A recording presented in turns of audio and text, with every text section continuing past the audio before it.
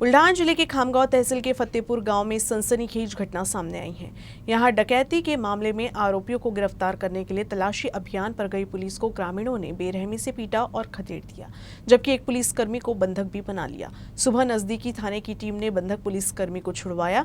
अनियोजित combing अभियान विफल होने के बाद से पुलिस प्रशासन ने इस मामले पर चुप्पी साध रखी है। बुल्ढाना जिले के खामगांव तहसील के बोरी अड़गांव में हथियारबंद लुटेरों ने एक फार्म हाउस को लूट लिया और 4 लोगों को घायल कर दिया और संपत्ति लूट ली थी। उसके बाद पुलिस अधीक्षक सुनील कड़ास ने खुद मौके पर पहुंचे और तत्काल कार्रवाई करने का निर्देश दिया। उसके बाद स्थानीय अपराध शाखा के पुलिस निरीक्षक अशोक लांडे, पुलिस उपाधीक्षक विवेक पाटिल और 2 कर्मचारी शरद गिरी और युवराज राठौड़ के साथ बोरी अड़गांव से 12 किलोमीटर दूर दुर्गम गांव फतेहपुर गांव में आरोपियों की तलाशी अभियान के लिए गए, लेकिन ग्रामीणों ने इन सभी पुलिसकर्मियों को पकड़कर पिटाई की। सूत्रों से मिली जानकारी के अनुसार ग्रामीणों के हमले में 3 पुलिसकर्मी अपनी जान बचाकर भाग निकले, लेकिन एक पुलिसकर्मी को ग्रामीणों ने बंधक बना लिया।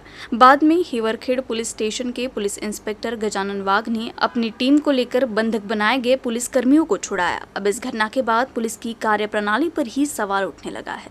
अब देखना होगा कि इस घटना के बाद पुलिस अधीक्षक क्या कदम उठाते हैं, क्योंकि इस तरह से ग्रामीणों द्वारा पुलिस की पिटाई करने के बाद पुलिस के कॉम्बिंग ऑपरेशन पर ही सवाल उठने लगे हैं। Fahim Deshmukh, UCN news, Buldhana. नक्कीच अतिशय धक्कादायक ही घटना समोर आलेली आहे। 2 दिवसापूर्वी बुलढाणा जिल्ह्यातील खामगाव तालुक्यात येणाऱ्या बोरी अडगाव शिवारामध्ये असलेल्या एका घरामध्ये दरोडेखोरांनी रात्री प्रवेश करून त्या घरातील रहिवाशांना, नागरिकांना बेदमपणे मारहाण केली, चाकूने वार करून 4घांना जखमीसुद्धा केले आणि त्यातील सोन्या चांदीचे दागिन्यांसह तेथून पळ काढला।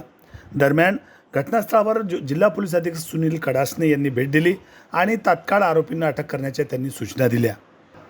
मात्र या सूचनेनंतर पोलिसांनी कुठल्याही प्रकारचे नियोजन न करता खामगाव तालुक्यातच येणाऱ्या फतेहपूर गावावर कोम्बिंग ऑपरेशन करण्याचे ठरवले। दरम्यान दरोडा प्रकरणातील आरोपींना पकडण्यासाठी कोम्बिंग ऑपरेशन करण्यासाठी गेलेल्या पोलिसांना गावकऱ्यांनी बेदमपणे मारहाण करून पळून लावल्याची घटना समोर येत आहे। ही धक्कादायक घटना फतेहपूर गावात काल मध्यरात्री सुमारास घडली। सकाळी पोलीस स्टेशनच्या पथकाने ओलीस ठेवलेल्या कर्मचाऱ्यांना सोडून आणले।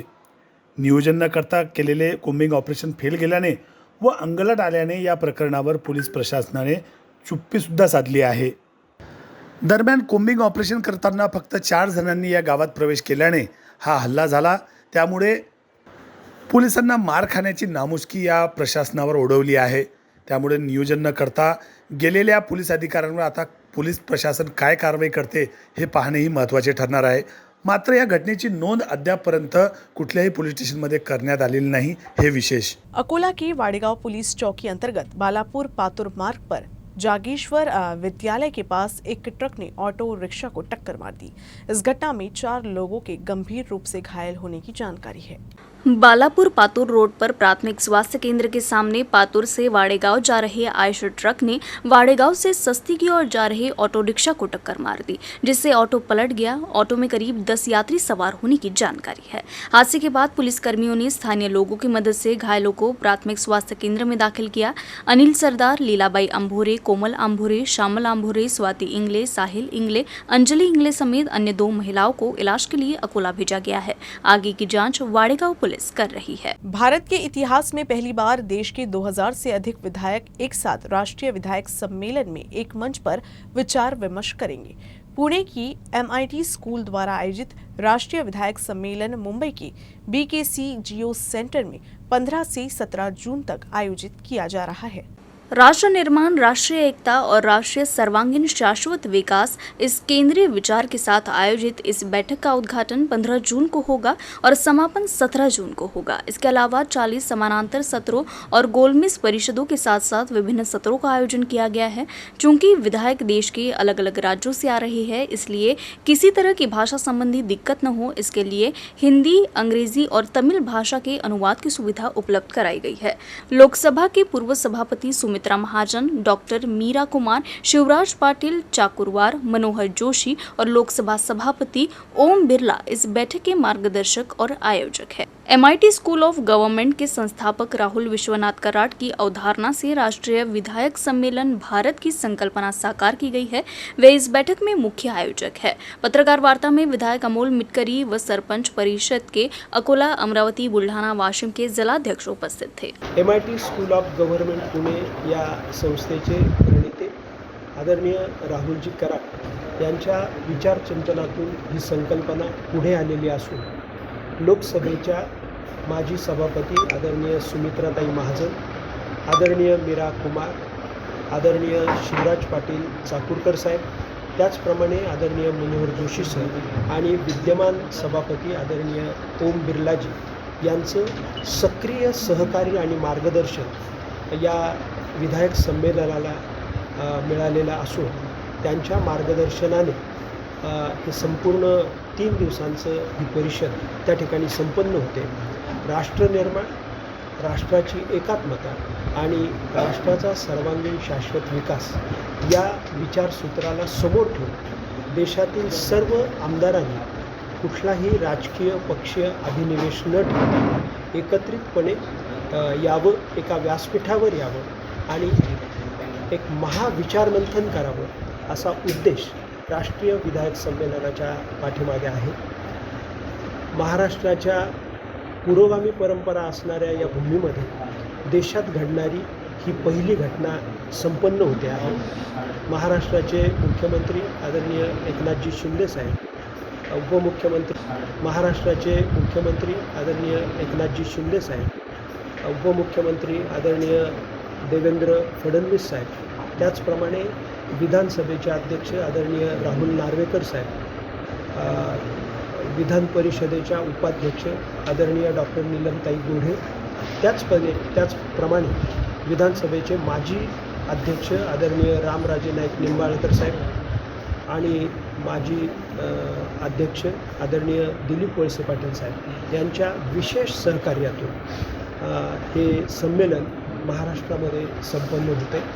सर्व महाराष्ट्रातल्या इंटेलेक्च्युअल क्लासने, पत्रकार, विचारवंत, साहित्यिक आणि सर्व राजकीय पक्षातल्या सर्व नेत्यांनी या संमेलनाचं स्वागत करावं। अकोला जिला संवेदनशील जिले के रूप में जाना जाता है। इसके लिए पुलिस को कभी लघु फिल्मों के माध्यम से तो कभी सोशल मीडिया के माध्यम से जागरूकता पोस्टरों की श्रृंखला चलाकर जनता को सचेत करने का काम करना पड़ता है।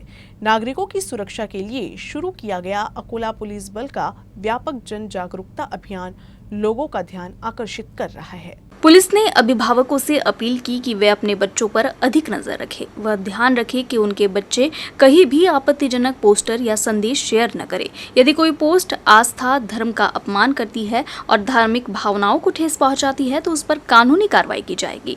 ऐसी व्यापक जन जागरूकता भी पुलिस विभाग द्वारा की गई। साथ ही अपील की गई कि सोशल मीडिया के माध्यम से यदि कोई विवादित पोस्ट करता है तो एक दूसरे को पोस्ट फॉरवर्ड न करते हुए 112 डायल कर तुरंत जानकारी दे। मॉनसून की पृष्ठभूमि पर जिले का निरीक्षण करने और बारिश के मौसम में प्राकृतिक आपदा की स्थिति में जनहानि न हो, ये सुनिश्चित करने के लिए नासिक से एक टीम बुल्ढाना जिले में दाखिल हुई है। बरसात के मौसम में प्राकृतिक आपदा आने की स्थिति में जनहानि न हो, इसके लिए मानसून की दस्तक के मद्देनजर जिले का निरीक्षण करने के लिए नासिक से 7 सैनिकों की टीम बुल्ढाना जिले में प्रवेश कर चुकी है। ये टीम जिलाधिकारी को रिपोर्ट करेगी और 3 जून तक बुल्ढाना जिले में रहेगी और जिले के महत्वपूर्ण बांधों, खतरनाक पुलों के साथ साथ आपदा संभावित स्थानों का भी सर्वेक्षण टीम द्वारा किया जाएगा और अगर बारिश के मौसम में समस्या आती है तो ये टीम फिर से मदत के लिए दाखिल होगी।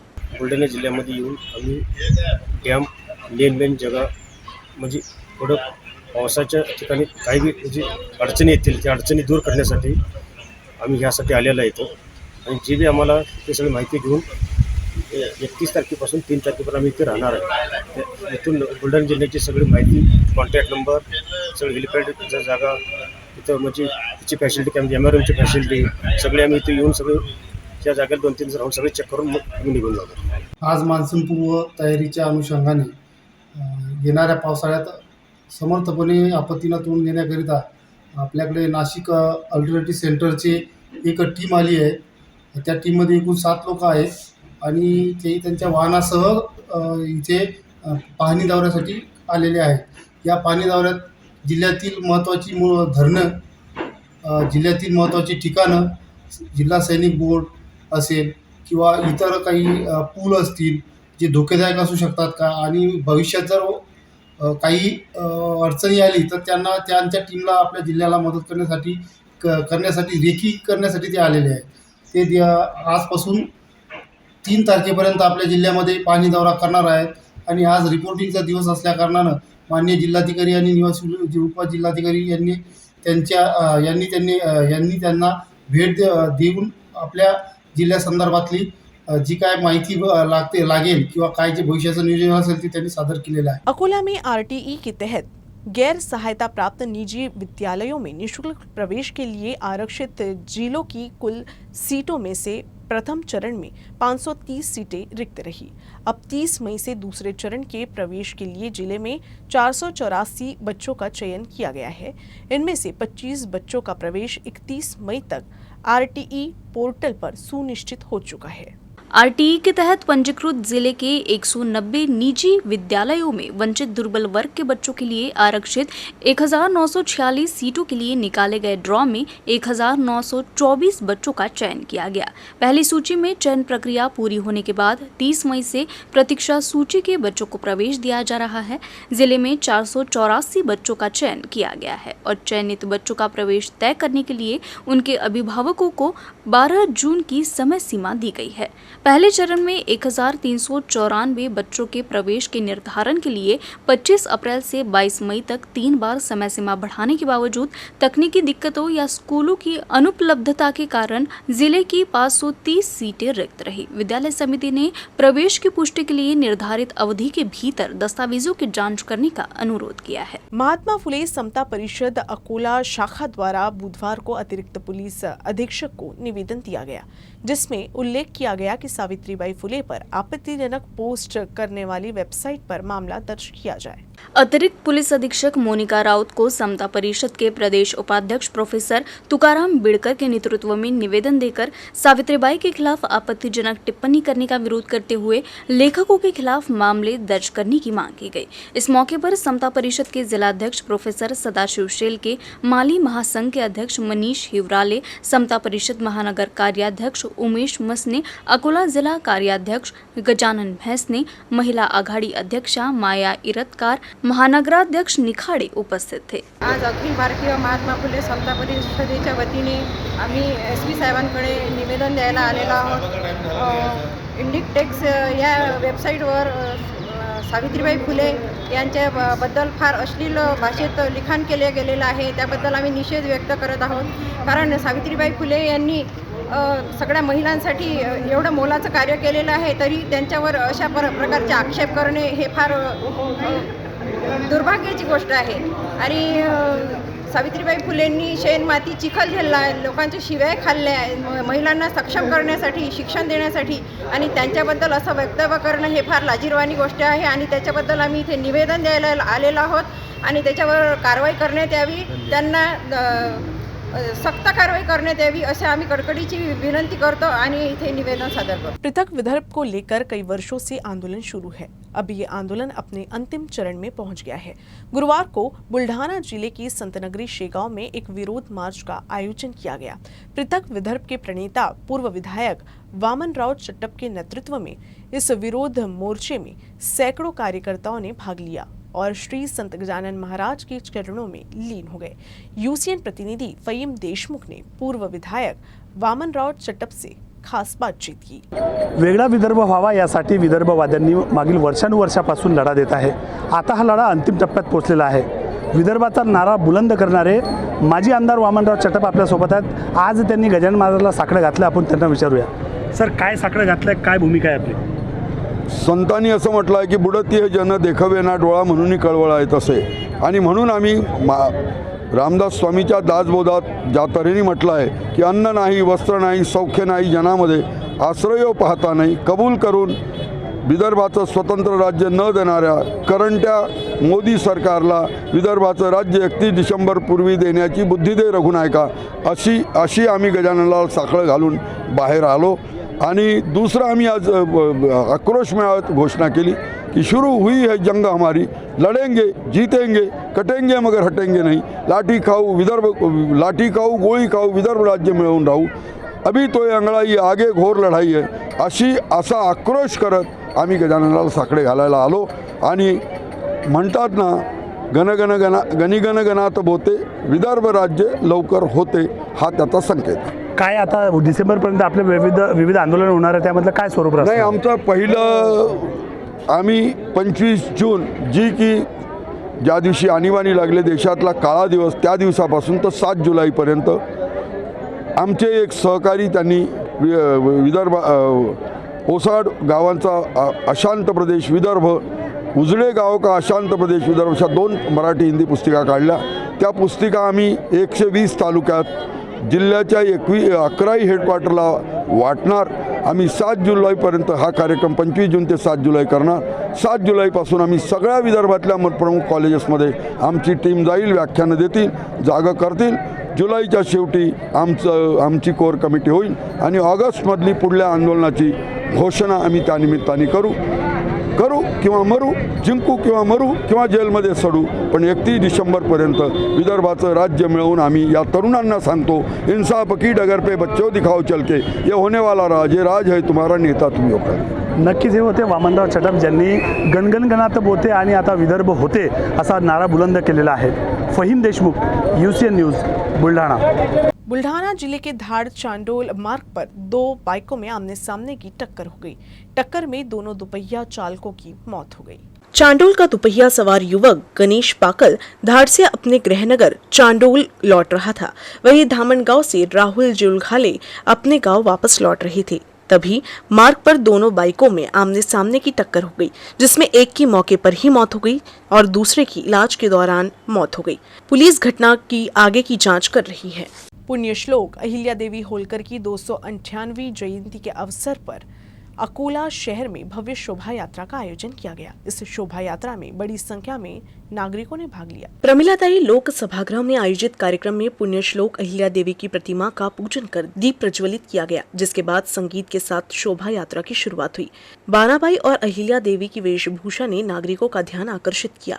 कौलखेड़ की संकल्प ढोल टीम ने धनकर ढोल वादन बजाकर शोभा यात्रा को रंग दिया. इस शोभा यात्रा में सेवानिवृत्त पुलिस उपाधीक्षक नारायण खानू मोटे देसाई, सेवानिवृत्त पुलिस उपाधीक्षक केशवराव पटोल, उद्घाटन परिषद जिला समूह नेता ज्ञानेश्वर सुल्तान, जुलूस समिति अध्यक्ष सुहास सावे, पूर्व महापौर सुमनताई गावंडे, पुष्पाताई गुलवाड़े, जिला परिषद के पूर्व अध्यक्ष बलिराम चिकटे सहित कई समुदाय के सदस्यों ने भाग लिया.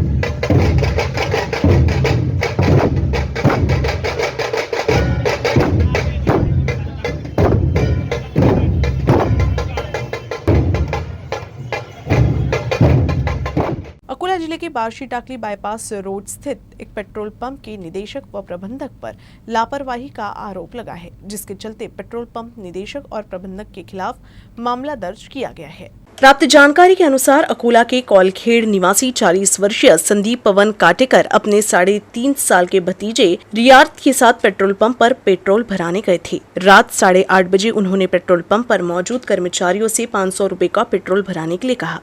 कर्मचारी मशीन में 100 रुपए दर्ज कर पेट्रोल भरना चाहता था.